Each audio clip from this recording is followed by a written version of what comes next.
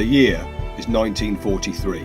In the face of rising German interest and hostile activity in British waters, the Allies had reached the stage where they crucially needed to test and rehearse their final plans for the invasion of Europe. Slapton Sands was chosen because it was almost large enough to accommodate a full-size task force. Although similar to the D-Day beaches, specifically the Normandy beach codenamed Utah, the topography at Slapton was not quite the same.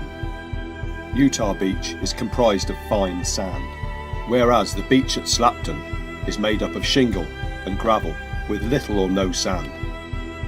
However, both beaches did have two features in common. Firstly, Slapton and Utah beaches had roads running nearly their entire length. Secondly, they both possessed an expanse of water between the land and the beach.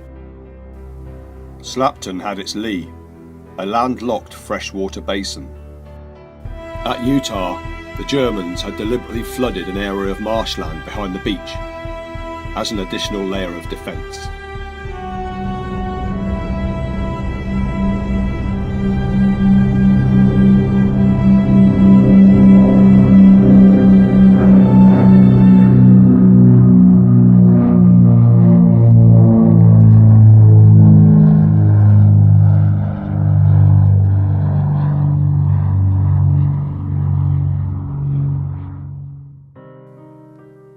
A notice of requisition was passed to the Devon County Council under the Defence Regulations Act of 1939, specifying that a certain area of the South Hams was to be fully evacuated of civilians and livestock by the 20th of December 1943.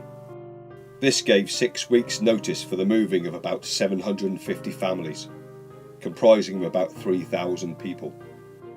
180 farms and several villages totaling an area of 30,000 acres, had to be evacuated. The area had to be cleared within these weeks so that troops could move in and start setting up camps, defence points, and ringing the entire area with guards.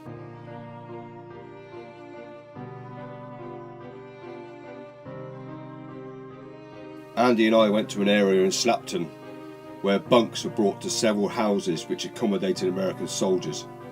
They were there to patrol the perimeter, prevent unauthorised entry into the battle training area.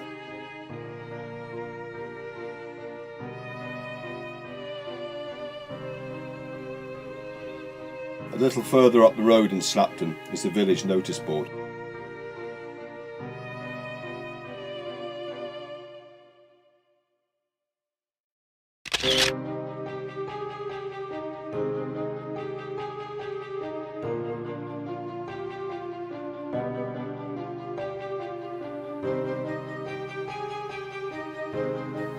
Pinned on the parish notice board was a plea from the Bishop of Exeter, asking the US forces to leave the area as they found it, and also wishing them Godspeed. As you will see in future episodes, this plea fell on deaf ears. In the second part of A Prelude to D-Day, we will be filming and discussing the wholesale devastation of the area, as well as looking at items ploughed up during the iron harvest.